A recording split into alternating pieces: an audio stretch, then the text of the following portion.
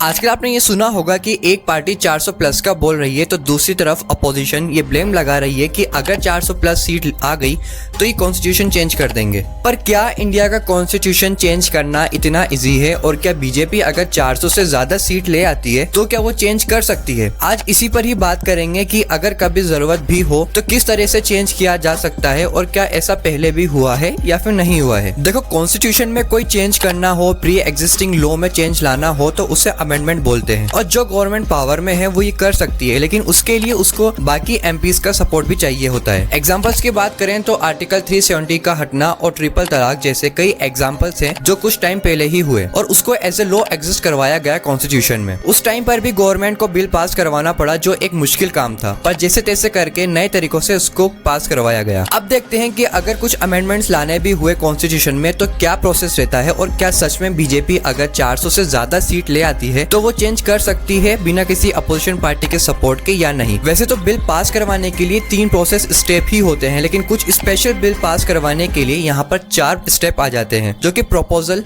Passing in parliament, ratification and presidential assent होते हैं। अब इन सभी को एक एक करके समझते हैं। सबसे पहले जो बिल पास करवाना होता है उसको इंट्रोड्यूस करवाते हैं दोनों में से किसी भी एक हाउस में, चाहे वो लोकसभा हो या फिर राज्यसभा। उसके बाद आता है सबसे इम्पोर्टेंट टास्क जो कि होता है उस बिल के सपोर्ट में कितने एमपीज हैं और दोनों हाउस में मिनिमम 2/3 लोगों की सहमति होनी ही चाहिए। इसी वजह से कोई भी एक पार्टी खुद से बिल को पास नहीं करवा सकती अनलेस अनटिल उसके पास कोई मेजोरिटी में एमपीज हो। अब ये देखते हैं दोनों हाउसेज में कितनी कैपेसिटी है और कितने लोग बीजेपी के हैं और कितने बाकी पॉलिटिकल पार्टीज के। अब ये देखते हैं कि दोनों हाउसेज में कितनी कैपेसिटी है और कितने लोग बीजेपी के हैं। अगर बात करी जाए लोकसभा की तो वहाँ पर 545 सीट्स होती हैं जिसमें 2 सीट्स प्रेसिडेंट चूज करते हैं। तो देखा जाए तो 545 सीट्स हुई तो मेजोरिटी के लिए यहाँ पर 362 सीट्स चाहिए होंगी और करेंटली बीजेपी के पास 303 सीट्स हैं और बाकी पॉलिटिकल पार्टीज के पास कुछ इस तरीके से हैं। वहीं बात करें राज्यसभा की तो वहाँ पर 245 सीट्स होती है और यहाँ हर एक स्टेट का अलग अपना नंबर होता है। 245 सीट्स में जम्मू एंड कश्मीर के लिए 4 सीट्स वैकेंट रखी गई हैं और 1 सीट नॉमिनेटेड मेंबर कैटेगरी के लिए। तो उस हिसाब से मेजोरिटी के लिए यहाँ पे किसी भी पार्टी को 121 सीट्स चाहिए होती हैं। तो अभी उत्तर प्रदेश, कर्नाटका और हिमाचल प्रदेश इलेक्शन के बाद बीजेपी के पास करेंटली 97 सीट्स हैं और ओवरऑल एनडीए के पास 117 सीट्स हैं और ये मैं आपको 1 मार्च तक का डेटा बता रहा हूँ। देखा जाए तो एनडीए बस 4 सीट्स दूर है मेजोरिटी से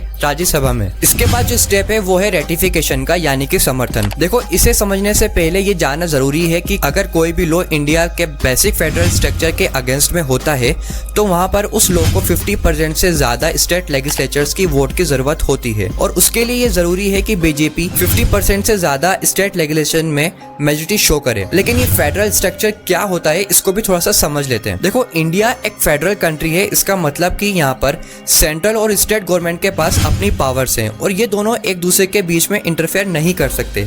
हालांकि सेंट्रल गवर्नमेंट के पास थोड़ी ज्यादा पावर होती है, पर कहीं न कहीं बिल के अंदर अगर दोनों ही अफेक्ट हो रहे हैं यानी कि सेंट्रल, तो वहां पर 2/3 मेजोरिटी तो चाहिए ही होती है बिल पास करवाने के लिए, पर उसके साथ 50% से ज्यादा स्टेट की मंजूरी भी चाहिए होती है। इसके बाद जो लास्ट स्टेप होता है वो होता है प्रेसिडेंट ऑफ इंडिया से भी अप्रूव करवाना और ये आपको पता ही है कि इंडिया में अभी प्रेसिडेंट कैसे काम कर रहे हैं। तो ये स्टेप वो थे जिनसे कॉन्स्टिट्यूशन में चेंज ला सकते हैं बिल पास करवाने के बाद। लेकिन ये बात ध्यान देने वाली है कि सुप्रीम कोर्ट चाहे तो किसी भी बिल पर अमेंडमेंट पर स्टे लगा सकती है अगर कोर्ट को लगता है कि जो वो बिल है वो सही नहीं है या फिर बेसिक राइट को अफेक्ट करता है, जैसे कि सेक्युलरिज्म हो गया या फिर डेमोक्रेसी। बाकी तो अब आप समझ गए होंगे कि क्यों आनंद हेगड़े और ज्योति मिर्धा ने कहा था कि अगर हम 400 से ज्यादा सीट ले आते हैं तो हम कॉन्स्टिट्यूशन को ही चेंज कर देंगे।